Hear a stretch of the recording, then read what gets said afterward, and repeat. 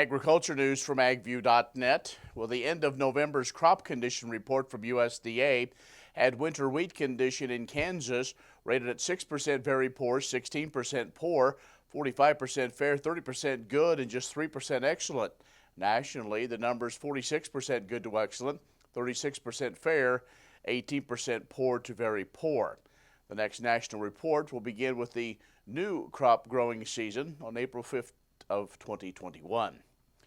Growth Energy has submitted notice of intent to sue the Environmental Protection Agency. The notice is in response to the EPA's failure to fulfill its statutory obligation to issue the 2021 Renewable Volume Obligation by November 30th. That's the annual deadline set forth by the Renewable Fuel Association. The notice gives EPA 60 days to issue the 2021 RVOs before risking a lawsuit in federal court. Every year, EPA is required to set the RVO so that biofuel and fossil fuel companies understand their total renewable fuel blending obligations for the following year. Now, failure to set the RVO undermines the RFS and could lead to uncertainty in the market and lower the necessary biofuel blending levels. And China's purchases of U.S. farm commodities still lag behind targets that were set in the Phase 1 trade agreement, that according to research by the Peterson Institute.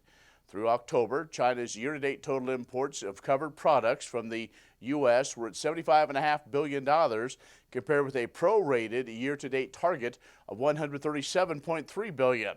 Over the same period, U.S. exports to China of covered products, $70.3 billion, compared with a year-to-date target of $125.4 billion.